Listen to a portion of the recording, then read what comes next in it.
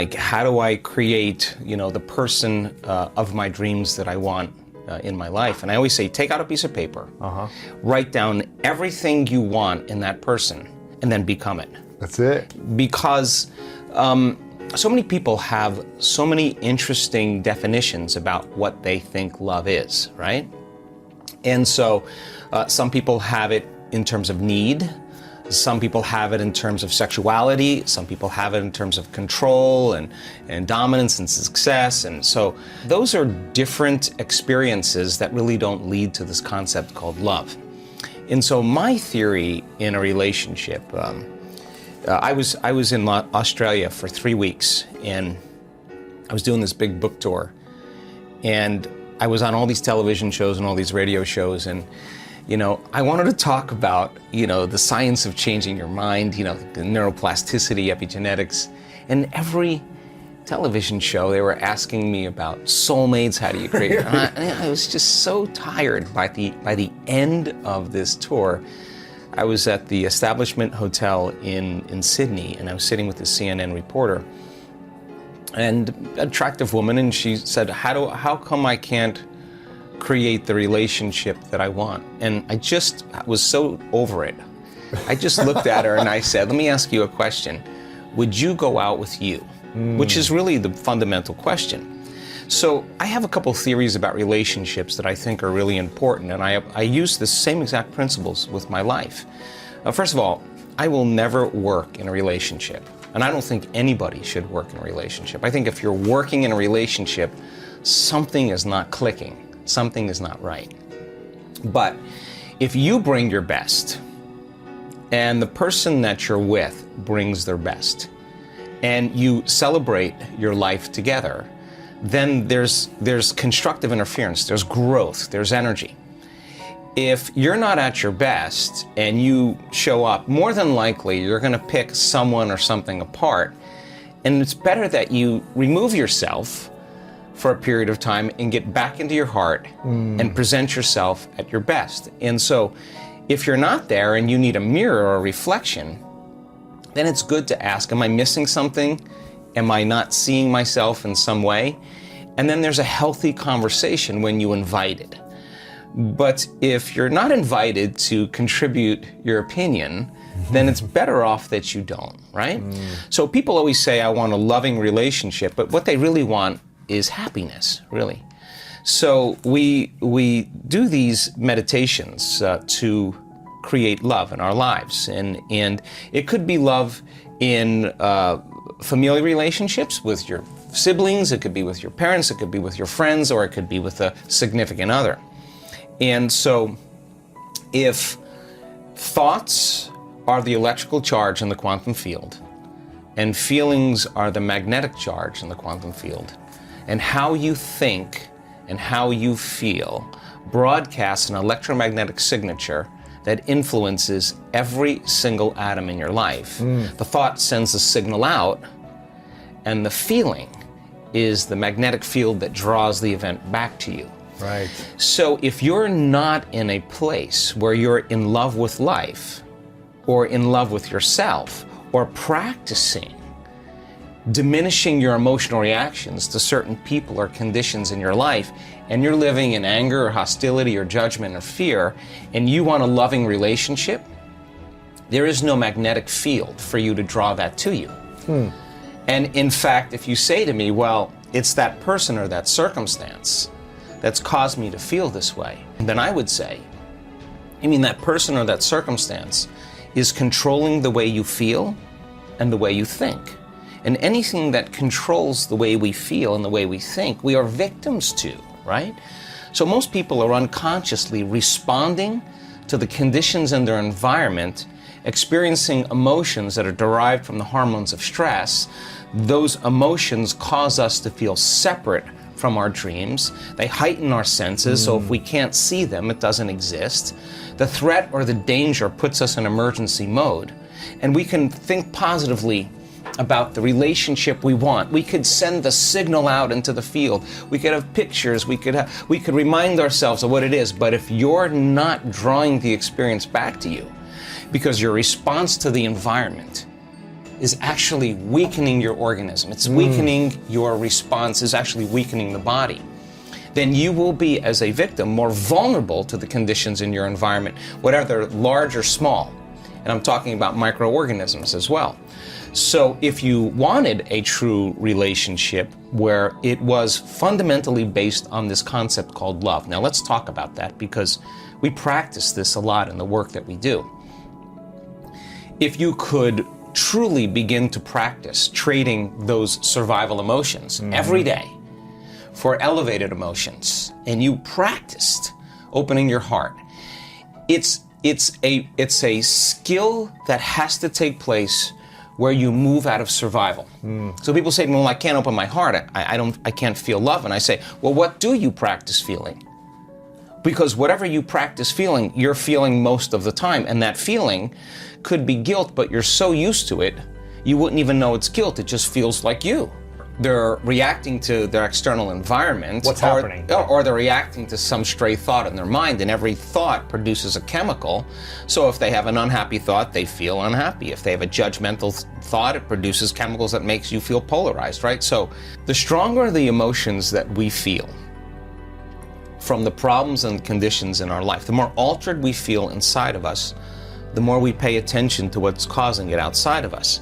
So if you have an event in your life, an experience in your life that has a strong emotional charge to it, and you don't feel like your normal self, you feel this alarm system switch on, you're going to narrow your focus on the cause, and the brain's going to take a snapshot, and that's called a long-term memory, right? So then what people don't know is that every time they think about that event, they're producing the same chemistry in their brain and body as if the event was occurring.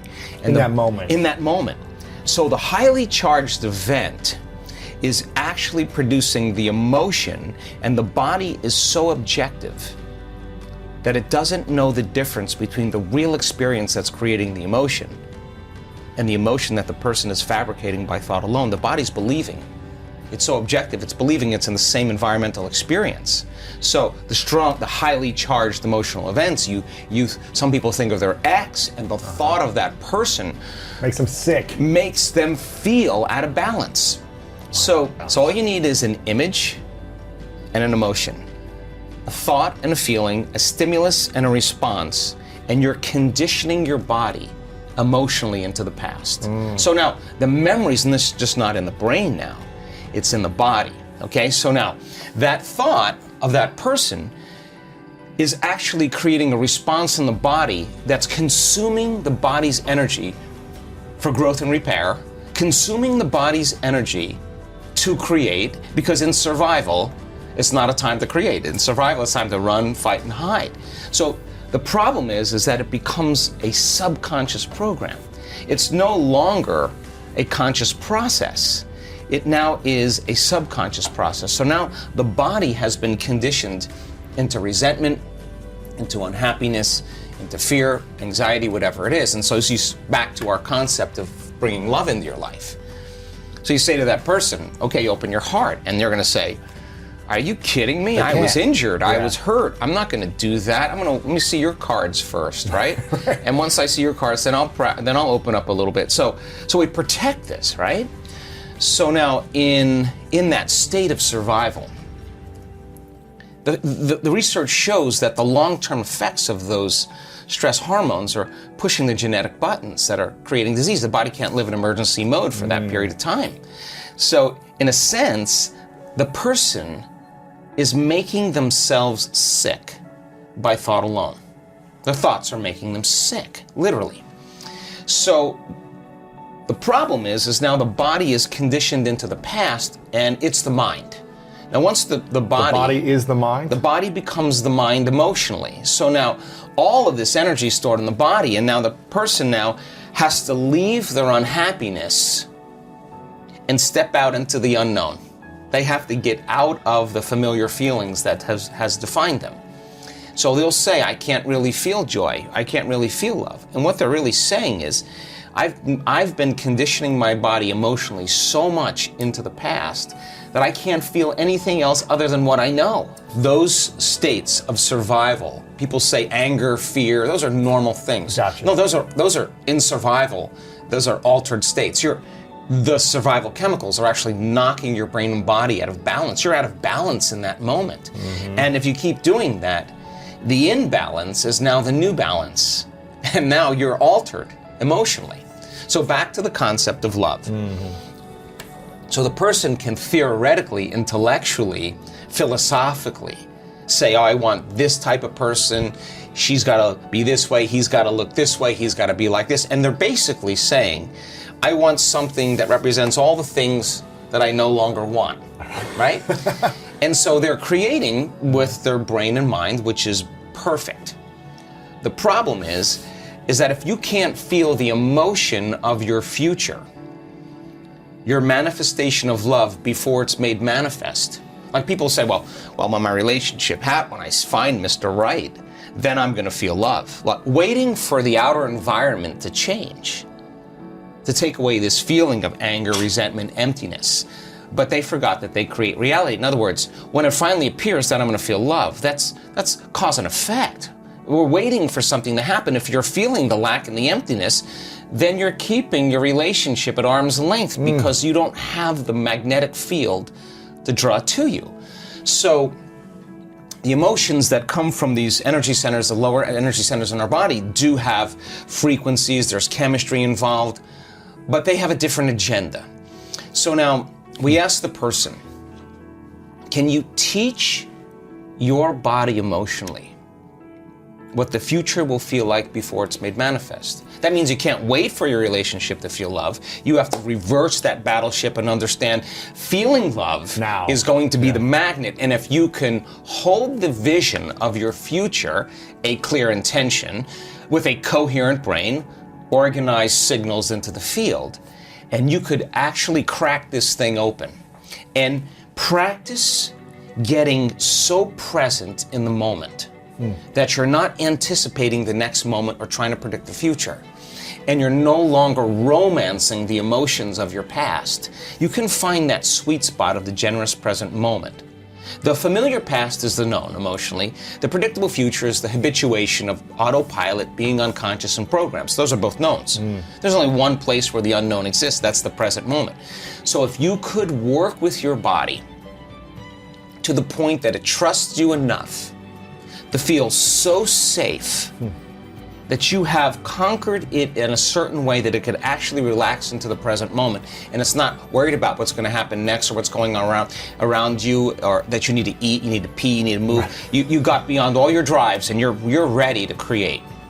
That moment where you're present, if you could begin to work with your heart and start to breathe and start to practice feeling love. In the beginning, it would feel foolish or gratitude. Why would I feel love if it hasn't happened? Well, that's because you've been hypnotized into waiting for your world to change to feel the emotion from the experience. But according to the quantum model, your emotion ahead of the experience, when you combine that clear intention with the elevated emotion, and you feel love, your body's so objective that it's actually believing it's living in that future in the present moment. And your body now is beginning to change. You are beginning to change your biology to reflect what you're about to experience in your future. So the stronger the love you feel, the more altered you feel inside of you, the more you're going to pay attention to that picture in your mind. Stimulus, response, memory, emotion, thought, and feeling. But now you're remembering your future instead of remembering your past. And biologically, it's actually the same.